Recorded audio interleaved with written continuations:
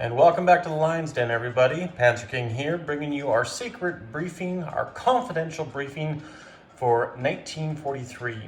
So, we have had some exciting events in the last two turns, and a few things have happened. The biggest one, probably recently on memory, is the fall of London. That's right. London has fallen to the Germans. Operation Sea Lion was a success, only thankful to our Russian allies over here with their gracious transport attack. So consequently now, what is Germany's future plans? Germany has also gobbled up Switzerland, has gobbled up and further into Turkish territory via taking Anatolia, and has gone down to the Peloponnese and has also taken Crete. So, what do we do? What do we do? Well, I think Germany's plan right now, and Fortress Drinks has mentioned it, we are at 17 victory points, but the USSR is at 18.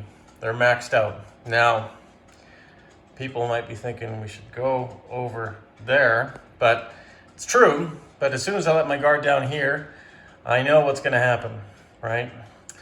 And the Italian Fifth Fleet over here did have a chance to take Ottawa last turn, but we corrected that. We wanted to make sure that we have a chance to win this honorably, and you know, taking a capital like that is not the way I want to win or lose a war, for that matter, right? So, but the Italians, you know, they have some strength in the Mediterranean, more so than the poor Japanese over here that lost their fleet in the Battle of Formosa, or in Sea Zone 89 there. So unfortunately, the Yamato, the Nagato, the Yamashiro has all gone to the bottom of the seas, as well as the Akaga and the Kaga. And the Americans have taken back the Philippines and taken Formosa from the Japanese. So, unfortunate times right now. We'll have to do some correcting when Japan's turn comes around. But for now, right now, I'm not sure where the war is going to take me. And that's where I'm going to pass it on to you guys. I'm really excited to see this giant battle here between the Russians and the British. And Germany has plans. Germany likes the peace that they have with the USSR, and we know that will never go on inevitably, but they do have forces there, and we also have forces here. But taking London, there's going to be a certain income that's going to have to be put in there to keep on the march, or to at least hold it from the Allies taking it back. But it doesn't mean in the south we couldn't go, I don't know, maybe towards Egypt, maybe help our Italian allies when they're ready to go to war. And they might go to war this turn. They might. This transport over here, it might end up doing nothing in Sea Zone 45. But it does have a cruiser, a light cruiser, submarine, destroyer. It is a force to be reckoned with. So who knows what we will do with it, or what Italy will do when that time comes. But we might try for an aggressive attack somewhere on the eastern seaboard with this fleet, or we might hold off one more turn. There's no shame in it, that's for sure. And we also have fighters in down here in Abyssinia and a mountain, so we can project some minor threat from there. But maybe if I build a colonial infantry next turn. But yeah, it all depends on if Italy decides to go in the war or not. If they do, they got to protect their capital, that's for sure. And there's not much in the capital. Few militia and an infantry right now. So, and we got a sizable navy here, but sometimes the best defense is a good offense, right? And Egypt would look so nice on the Axis mantle, but we'll have to play that one by ear. Don't get me wrong, guys. I do, and I know you guys don't believe me, I want to do an Operation Barbarossa, but I'll be honest with you. I wanted London. I wanted London to fall first. I don't know what it was. I just wanted to see it happen in 36. Haven't done it before. May not ever do it again. But I think it was a legitimate role, legitimate way to attack. And now we have the German 7th Army there. I've actually broken up all these into army groups and put these cool roundels on here just to indicate my armies. And of course, here they are right here. And I've also put the facilities on there too, just because, especially in Belgium, there's just way too much going on in Belgium, right?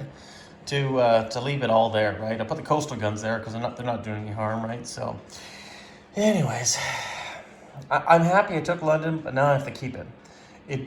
By having London, though, it does help Paris, because it does help save Paris possibly from invasion. But of course, we don't own the seaways there. But we can do an airlift. We have strategic bombers that can bring an airborne every turn if we need to bulk it up. We have a factory there now too. Speaking of which, I'll give you a little preview of what Germany has planned next turn. They're going to spend over $40 in London. They're going to repair the damage on the factory, build 2 tanks, build a militia, build another factory, and build a fortification. It's a lot of money, but I think it's worth trying to hold London from the Allies. And I would love to see that grow. Who knows? You know, I don't mind keeping the peace with the communists right now. I know with this variable ending, the war could be coming up fast to an end. But also, it could go to 46 or 47, right? So I got to be responsible in some ways. And is second place good enough? Well, when we're this close, probably not. But at the same token, I also don't want to lose what I have. I want to be a second place, an honorable second place, as it were, guys. So that's where I'm kind of in a conundrum. I mean, I'm not set up for war on the Eastern Front. I was building up, but perhaps I got distracted in London. And I know you guys will comment and say, yeah, you should have gone east. You know, you could be in Moscow by now. Well, it's true, but also the Allies could be halfway through France right now too, right? So right now, though, with London falling and having them to do this, and also tying up all these forces on the Eastern Front, or on the Eastern Seaboard, and with the Allies just having a maze of planes down here and infantry up against the Soviets, this could be the Middle Earth battle of the century. That is for sure, right? So I'm eager to see what happens there. But, you know, and I'm sorry, I'm kind of bouncing around the map because I'm just looking at the map as a whole now and not individually, right? Because I'm just looking at where my status is. Japan still has its empire, more or less, but it could be carved up in the next few turns. So I think what we might have to do next turn is finish off our Navy units. We'll have a second shot at putting another Navy in the seas, right? And we can build up and put these guys out there. Since we lost the Akaga and the Akagi and the Kaga, we'll put up the Hiryo, and the Shinano will be built in lieu of losing the Yamato, and then of course we'll have 2 more light carriers, right? So we'll have a bit of a force there, and hopefully I can squeeze in and bring a destroyer in there to protect it, and maybe go up against the American fleet. It's not as strong as the American fleet, but what can one do right now, right? So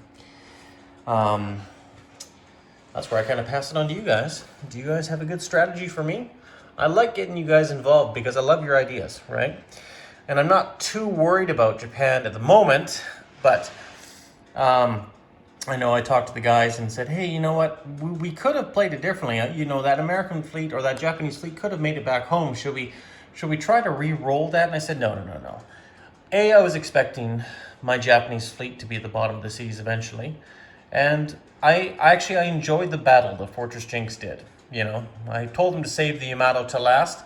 And I love how all 3 capital ships, the Yamato, Nagato, and the Yamashiro, survived till the end, right? And gave one last salvo and caused damage and took a few more heavy cruisers off the American fleet. So, you know, that's nice, but ultimately that's war, right? You're going to win battles and lose battles, you know? I mean, look at over there. I took London and now I lost the Philippines, right? So it is what it is. It's all good. But yeah, I think right now, if you look at the map as a whole, the West is doing better perhaps than the East. The East is not doing horrible, but definitely the problem with Japan is it's weaker and it's spread out between between the islands, right? So, but yeah, guys. Anyways, this is not much of a war briefing this turn. More as an overview of where we're at, because now we have to start thinking. And I'll tell you my 2 cents right now. Italy can go one of 2 ways. It can keep on projecting threat until the end of the war, and you know what? That might be the best thing for it. But I want Italy to start fighting, especially with the fleet over here. And actually, I think this British fleet is here now. I should move that. That might be a little bit outdated. But regardless, though, you know, they got a lot on the go, and same with us. The Germans, we have a lot on the go too. And basically, we're victims of our own success, because now we have so much empire to protect, along with the Italians if they go to war. So, kind of in a conundrum right now. But right now, I think holding fast and putting the pressure on them, at least until the end of 43, is not a bad way to look at it. And then 44, we got to look at the big picture and start preparing for that. So, Japan, I think we got to build more ships, build up a navy, get back at her, hopefully, and defeat the Americans, maybe in a decisive battle. Like I say, we got kamikazes this turn. You know, we got a lot of things that we could possibly use, but I think what he did is he went out of range with my kamikazes. So now, well, actually, I shouldn't say that. I can attack up to 4 spaces. So I could still do that, and perhaps I will. So maybe I'll try to do a kamikaze attack on his fleet here, because I do have target selection. And if I can maybe hit his battleships, maybe that might not be a bad idea.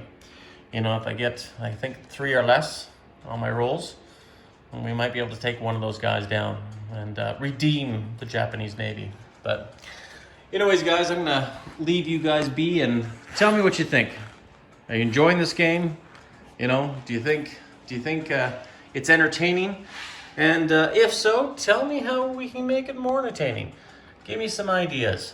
I know Russia's going to be one, and trust me, it's on my mind. But right now we have this great peace, just so we can do some of this stuff. But trust me, I haven't forgot about the bear in the east.